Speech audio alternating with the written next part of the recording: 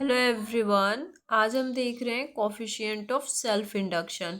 तो self induction में जो कॉफिशिएंट होता है उसको हम एल से डिनोट करते हैं।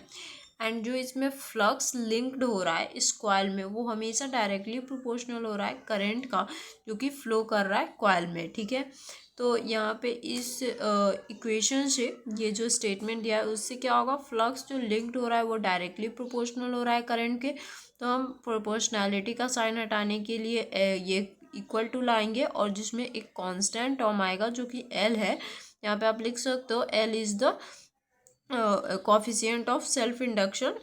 ये जो है ना एल, इससे सेल्फ इंडक्शन पता चल रहा है। ठीक है, तो जैसे म्यूचुअल इंडक्शन में लिखे थे proportionality constant called coefficient of mutual induction, ऐसे ही proportionality constant called self induction और self induction of both coils, ऐसे करके आप लिख सकते हो यहाँ पे। ठीक है, लिख लेना है आप।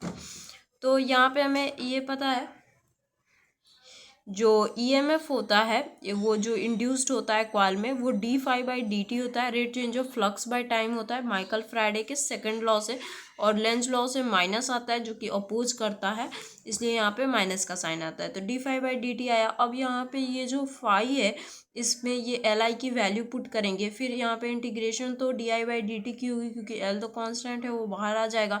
फिर एल को यहीं पे रहने दो, इस पूरे टर्म को minus D I by D T को इधर लेके आएंगे। तो ये इधर इनटू में था तो इधर आके पूरा इसके साथ डिवाइड में चला जाएगा। तो D I by D T is equals to L, तो L is equal to minus E by D I by D T आ गया।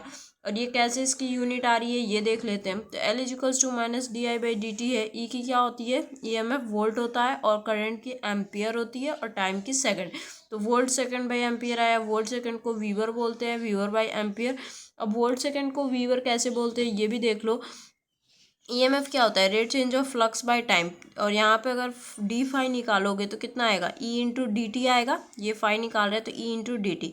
अब फाई की जो होती है डी फाई यानी weber is equals to EMF का वोल्ट होता है और टाइम का सेकंड, वोल्ट इंटू सेकंड हो जाएगा। ठीक है, तो वहीं ऐसा यूनिट हो गया इसका हेनरी और वीवर पर एम्पियर। ठीक है, और so the self induction is defined as EMF induced in the coil if rate change of current is in the coil is unity. यहाँ पे देखिए ये बोल रहा है कि जो सेल्फ इंडक्शन को आप डिफाइन कर सकते हो जो कि ईएमएफ इंड्यूस्ड हो रहा है कॉइल में। ठीक है, कब, जब रेट चेंज ऑफ करंट जो होता है, रेट चेंज ऑफ करंट का मैंने बताया था आपको पहले भी कि रेट चेंज ऑफ करंट मतलब एक यूनिट टाइम में कितना करंट फ्लो कर रहा है, तो वो जो है वो यूनिटी हो जाएगा। तब हम बोल सकते हैं कि जो सेल्फ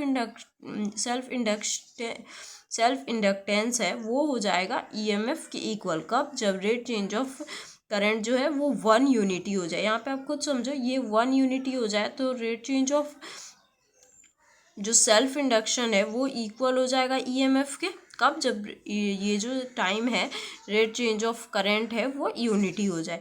वैसे 1 हेनरी को भी हम डिफाइन कर सकते हैं। तो self induction is inductance is said to be 1 Henry if EMF of 1 volt is induced in the coil provided rate change of current in the coil is 1 ampere per second। Self induction जो होगा वो 1 Henry होगा। कब, जब आप EMF जो होगा वो 1 वोल्ट का इंड्यूस कराओगे कॉइल में और रेट चेंज ऑफ करंट जो होगा वो आप प्रोवाइड करोगे 1 एम्पियर पर सेकेंड का। मतलब कि 1 वोल्ट का EMF अगर आपको प्रोड्यूस करना है तो 1 एम्पियर पर सेकेंड का करंट उसमें फ्लो कराना होगा।